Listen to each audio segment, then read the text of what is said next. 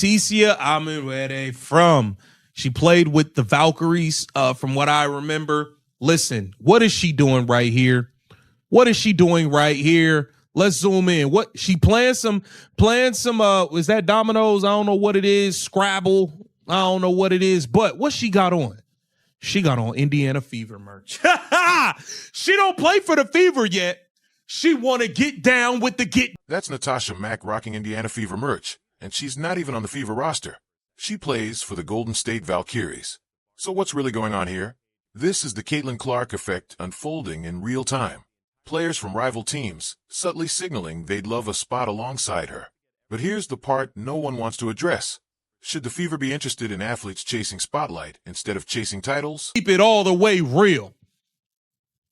I'm going to keep, because, at this point, we got to be skeptical, y'all. We got to be a bit skeptical because we have to make sure people aren't trying to join Caitlin Clark's team for clout. We have to make sure that people are trying to be a part of the crew for the right reasons. We don't need any more DeWanna the scammer Bonners coming over here and robbing us. We don't need no. At 6 feet 3 inches, 185 pounds, an athletic forward with the ability to guard multiple positions on paper, Natasha Mack fits exactly what the Indiana Fever need. She brings high energy, defensive versatility, and she's not demanding touches as a primary scoring option. That's the kind of complementary piece you place next to a superstar to strengthen the foundation. But now there's a layer of skepticism from fans, and it's not about talent. I'm sure don't need no more Natasha Howards coming over here talking about winning MVP, trying to bring the ball up the court and not giving it to Caitlin Clark. We don't need no more of those type of people trying to join the crew. Okay? Sophie Cunningham joined the crew, and listen, she's capitalized, okay? But at least Sophie Cunningham did right by Caitlin Clark, made sure she gave Caitlin Clark the ball, played the game the right way, stood up for Caitlin Clark while she was being ambushed and attacked. That's how you're supposed to come, the way Sophie Cunningham did. DeWanna Bonner and Natasha Howard, two veterans who arrived at the Indiana Fever last season with very different narratives, yet frustratingly similar outcomes. Bonner spoke openly about winning, but when the biggest moments arrived, her impact faded. Howard entered the season with MVP-level ambitions, at times trying to initiate the offense herself, instead of consistently putting the ball in Caitlin Clark's hands where it was most dangerous. Both benefited from the massive spotlight surrounding Clark without truly elevating the team's win column. And that's exactly why the Natasha Mack situation deserves real scrutiny. The Fever can't afford another short-term addition who's chasing visibility instead of victories. To join this team, okay? I think she would be a great addition. 6'3", 185 pounds, a nice forward to bring off the bench, can run, bring that athleticism. She's fiery. She play defense. She'll fight out there. Sophie Cunningham is the model. When she joined the Phoenix Mercury, she immediately embraced her role alongside Caitlin Clark. She deferred when it mattered, stood up for her when games got physical, and focused on playing winning basketball. She understood the mission. Elevate the franchise centerpiece. Don't compete with her. That's the bar. Any player looking to step into this locker room has to clear that standard. Are you coming in to help Caitlin Clark take over, or are you just hoping to benefit from the spotlight she's already created? We have to continue to follow this WNBA, CBA debacle that has been going on nonstop. Okay, it's been going on nonstop. Let me switch this here. And these ladies kind of broke some things down.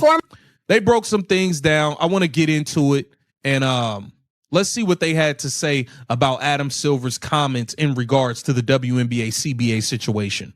And we're talking the WNBA CBA, but Now let's shift to what's really unfolding behind closed doors. The WNBA collective bargaining agreement talks have hit a pivotal stage. During NBA All-Star Weekend, Adam Silver stepped to the podium, and his comments made it clear where the league's true priorities lie. Chris Paul urged the players to remain united. Jaylen Brown encouraged them to push for the compensation they've earned. But Silver, he's operating on an entirely different level, playing a much longer and more calculated game. both former and current, and the NBA commissioner weigh in on the current CBA negotiations that the WNBPA is having. And I had the opportunity to talk to Chris Paul and Jaylen Brown, or ask them a question rather, during NBA All-Star Weekend. And as we heard from them, they both offered what their advice would be. And so Chris Paul, as a former union leader, just saying basically they need to remain unified, which, we've heard the players obviously on the W side as well say, they got to stay together. And they know that, right, from the past negotiations. Adam Silver called the situation unfortunate. He acknowledged they're nearing the 11th hour. But pay attention to what was missing. There was no firm deadline. No visible pressure applied to the league office. He mentioned being engaged behind the scenes, yet when you oversee the entire structure, quiet involvement doesn't carry the same weight as decisive action. Meanwhile, the WNBA Players Association is bargaining with the league, financially backed and operated by the National Basketball Association. That dynamic alone shifts the balance. This isn't negotiation between equal powers. It's a labor group sitting across the table from the very entity that controls the system. Good advice. And then Jaylen Brown, I love the way he ended his by just saying, get what you deserve. Yep. And I said, okay, Jaylen. We know Jaylen Brown is about his money, though. So get what you deserve was ultimately his message to the players. We also heard from Adam Silver, of course, and he had some interesting perspectives on the current state of the CBA negotiations. He thinks it's, unfortunate, as he said, where they are right now. He thinks they're getting close to the 11th hour. He has not yet set a drop dead deadline date, and he said think about everything that has to fall into place before opening night. The CBA has to be finalized. The draft has to move forward. Free agency decisions need to be executed. Training camps have to open. That's an entire offseason process being squeezed into a matter of weeks. And yet, Adam Silver still avoids setting a firm deadline. Why? Because the leverage isn't evenly distributed and everyone in the room understands it. The players are in a difficult position. A strike risks stalling the surge of attention and growth that Caitlin Clark just helped ignite. The ownership groups recognize that pressure point. Silver recognizes it too. And that's precisely why there's little urgency from the league's side to force a rapid resolution. A lot of these things get done in the last hour, but we're getting there. And so he would like to see something happen, as many of us would too. Yeah, for sure. So I'll say this. I agree with Adam Silver that it is unfortunate that we've gotten to this place.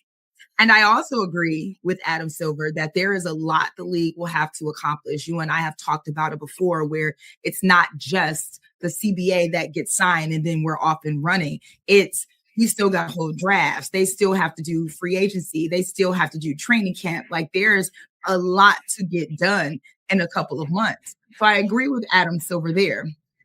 Revenue sharing sits at the center of this entire dispute. The players aren't just asking for higher fixed salaries. They want a defined percentage of league revenue, the same structural model that transformed earnings in the National Basketball Association. That system is what allowed NBA athletes to directly benefit from the league's explosive growth. But months ago, Adam Silver reportedly made his stance clear. Prioritize salary bumps, not revenue sharing. That's not subtle positioning at the bargaining table, that's drawing a line. He oversees a multi-billion-dollar NBA enterprise, while the WNBA operates under that larger umbrella. When he signals limited bandwidth for restructuring the financial model, it carries weight. So the real question isn't what the players want. It's whether they possess enough leverage to push the conversation beyond incremental raises and force a structural change. But I don't really want to put any hard deadlines. If you want to put deadlines on anything, Adam Silver, put deadlines on the league that you control. This is where you lost me. You have way more power than people give you credit for. Not that you give yourself credit for, because you know the power you hold and you know the power you control. But I think a lot of people out here are a little bit confused or have lost the plot. This is what makes this moment so pivotal. The WNBA just experienced the most successful season in its history, and much of that surge is tied to Caitlin Clark. Attendance records were broken. Television ratings skyrocketed. Merchandise flew off the shelves. The Indiana Fever transformed from a quiet franchise into a nationwide storyline. If players were ever going to push for a larger share of the league's growth, this would seem like the window to do it. The momentum is real, the numbers back it up, and public attention is at its peak. But the league appears to be wagering that the players won't jeopardize that surge with a drawn-out labor battle. The calculation is simple. Momentum is fragile, and no one wants to be blamed for slowing it down. Listen, Adam has made it very clear. All of this revenue sharing stuff that they've been talking about is not going down. He told them they need to look at the increase in salaries. He told them that 4 months ago. He got real business, $1 billion business to worry about over in the NBA. He don't got time to be playing around with y'all. He don't got time to be playing around. He don't got time for that, man. But, hey, get down in the comments. Let me know what you guys think about this. And this ties directly into the Natasha Mack situation in a way few are talking about. Players are eager to align with Caitlin Clark because they understand the economics at play. Sharing the court with Clark brings unparalleled exposure, bigger endorsement deals, a surge in social media following, and increased off-court income. When the league isn't offering compensation that reflects your value, you find alternative ways to benefit. That's why some veterans are openly campaigning to join the Indiana Fever. It's not just about basketball chemistry, it's about business survival. Cam joined the crew, and listen, she's capitalized, okay? But at least Sophie Cunningham did right by Caitlin Clark, made sure she gave Caitlin Clark the ball, played the game the right way, stood up for Caitlin Clark while she was being ambushed and attacked. That's how you're supposed to come, the way Sophie Cunningham did. Now, the Fever front office has to be ruthless here. Just because a player wants and doesn't mean she earns a spot. Natasha Mack averaged 5 points and 4 rebounds last season with the Golden State Valkyries, essentially replacement-level numbers.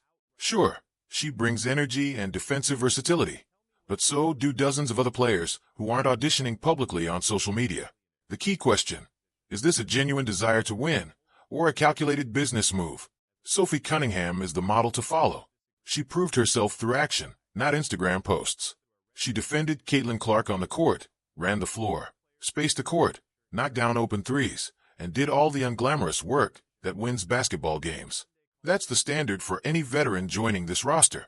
Contrast that with Natasha Howard. Came to Indiana talking MVP ambitions while playing alongside the actual MVP frontrunner. Tried to dominate the ball instead of facilitating for Clark. Put personal stats above team success and disappeared in crucial moments. Dana Bonner was more subtle but equally ineffective, saying all the right things publicly. Yet her on-court effort didn't match. She rode Clark's wave to media attention without actually contributing to wins. So when Natasha Mack posts herself wearing Fever gear, the question isn't just about fit. It's about whether she's willing to sacrifice ego and stats to make Clark better, because that's the only role that matters on this roster. If she's not doing that, she's taking a spot that could go to someone who will. The Fever have a unique opportunity. The biggest star in women's basketball, a passionate fan base, and momentum heading into next season. But all of that can be wasted by adding veterans who see Clark as a platform rather than a teammate. Championship teams identify their franchise player and surround them with complementary pieces. The Warriors didn't add ball-dominant scorers around Steph Curry. They added defenders and shooters who made him better. The Fever need to follow that blueprint. Defenders, floor runners, shooters, players who check their egos at the door. Mack has potential. Her size and athleticism provide defensive versatility. She can switch on screens, protect the rim, and be effective without the ball. Those are positives. But the Fever must do their homework, talk to her coaches, teammates, and understand her motivation. Is she a team-first player, or just chasing the spotlight? Every veteran wants to play with Clark. That gives Indiana options. They don't have to settle for players using them as a platform. They can choose those genuinely committed to winning a championship, not boosting Instagram followers. This ties back to the CBA. If the league won't pay players fairly, they'll make business decisions about where to play. Indiana offers the biggest platform in women's basketball.